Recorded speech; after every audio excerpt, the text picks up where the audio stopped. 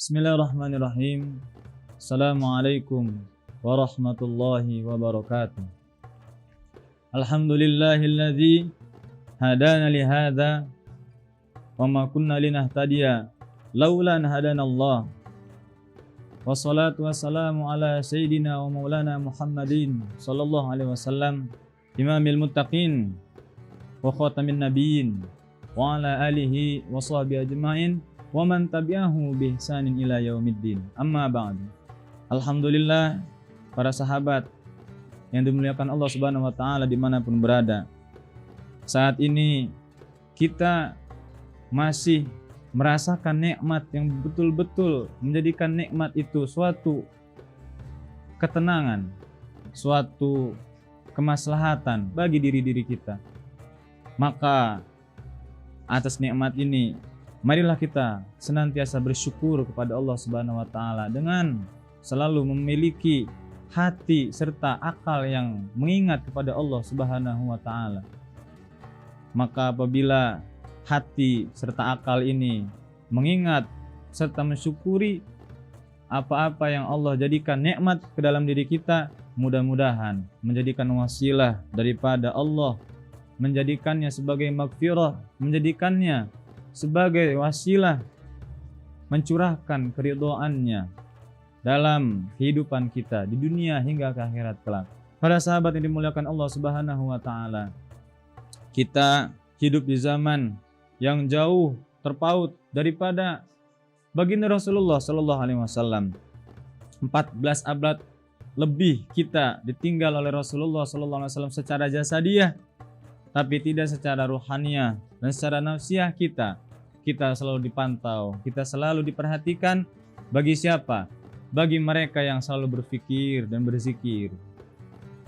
Maka ketika kita selalu menggunakan akal serta hati ini untuk berfikir dan berzikir, maka saat itulah kita akan terhubung pada Rasulullah SAW, tersambung dan terhubung pada Allah Subhanahu wa taala. Kita sama-sama tahu bahwa kita telah diberikan takdir yang indah, yakni kita terlahir sebagai umat Rasulullah SAW yang dibekali dengan keimanan, yang dibekali dengan pengetahuan sebagai sarana keyakinan bagi hati-hati kita dan pikiran kita.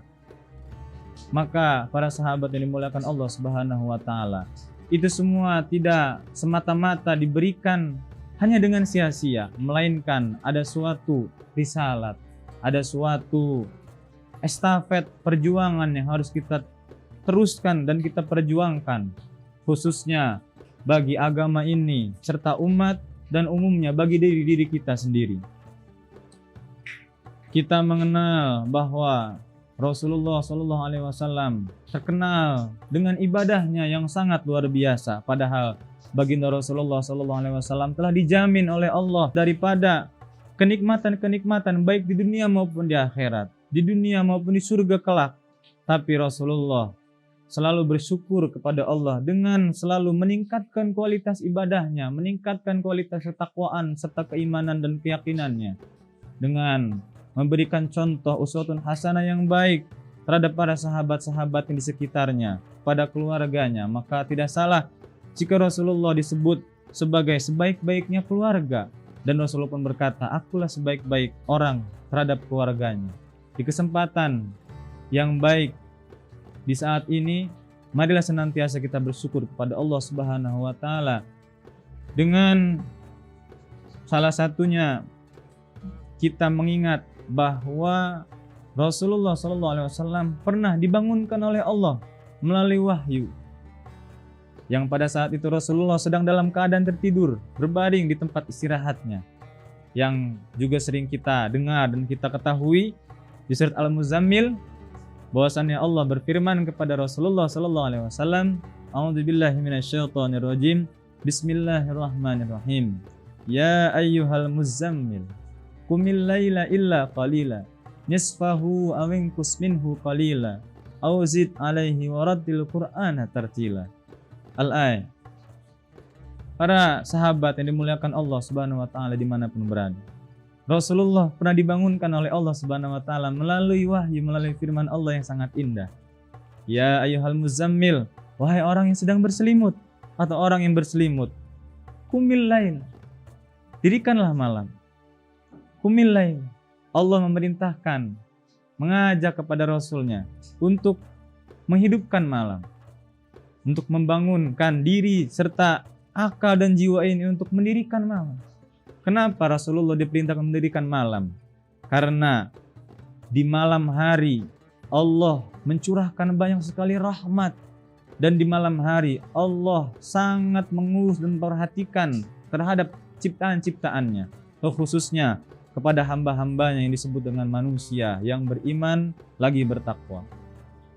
Para sahabat yang dimuliakan Allah Subhanahu wa taala dimanapun berada, di malam hari Rasulullah bersabda dalam hadisnya, yakni memberikan kabar bahwasannya Allah Subhanahu wa taala turun di sepertiga malam ke langit-langit dunia. Untuk apa? Untuk mendengarkan daripada rintihan-rintihan para hambanya dan mendengarkan daripada curhatan-curhatan para hambanya. Untuk apa? Untuk meminta, memohon rahmat dari Allah Subhanahu wa taala serta memohon daripada keridhaan, maghfirah serta ampunan dari Tuhannya. Maka ketika Rasulullah diperintahkan untuk memberikan contoh uswatun hasanah untuk mendirikan malam, maka Rasulullah sholat hingga kakinya bengkak. Maka Rasulullah mendirikan malam hingga Rasulullah yang sudah dijamin dengan banyak-banyak kebaikan serta keselamatan di dunia hingga ke akhirat, baik di dunia maupun di surga kelak. Tapi Rasulullah mencontohkan hingga beliau merasakan suatu keluar biasaan daripada manusia biasa yang kita tidak mungkin melaksanakannya. Rasulullah lakukan. Demi apa? Demi memberikan contoh semaksimal mungkin kepada umat yang dicintainya. Para sahabat yang dimuliakan Allah Subhanahu wa taala dimanapun berada, sebelum daripada perintah mendirikan malam, jauh sebelumnya telah dicontohkan pula oleh Nabi sekaligus Rasul, yakni Nabi Yuna Daud alaihi salam. Beliau sudah terbiasa dengan kebiasaannya, yakni beliau selalu mendirikan malam yang sangat unik sehingga mengundang perhatian Allah Subhanahu wa taala, sehingga Allah yang tadinya sekedar perhatian menjadi cinta dan suka dengan apa yang dilakukan oleh Nabi Yuna Daud alaihi salam. Sehingga Rasulullah pun memberikan kabar kepada para sahabat-sahabatnya melalui yang diriwayatkan hadis ini oleh Abdullah bin Umar, yaitu lafadznya kira-kira begini: ahabbu salati ilallahi salatu Daud, wa ahabbu siyami ilallahi saumu Daud. Kana yanamu nisfal laili wa yakumu sulusahu wa yanamu sudusahu wa yasumu yauman wa yuftiru yauman. Muttafaqun alaih. Rasulullah SAW menceritakan kepada para sahabatnya bahwa yang paling Allah cintai dari perkara sholat adalah sholatnya Nabi Daud. Kenapa sholatnya Nabi Daud? Karena Nabi Daud pernah semasa hidupnya melaksanakan sholat malam, yang ketika itu sholat malam itu dilakukan dengan sangat unik, yakni beliau tidur di awal waktu malam hingga pertengahan malam, nisful lail. Kemudian beliau bangun untuk mendirikan malam, sulusahu, sepertiga malam. Kemudian tidur kembali di sudusahu, di seperenam malamnya, mendekati tarhim di kita.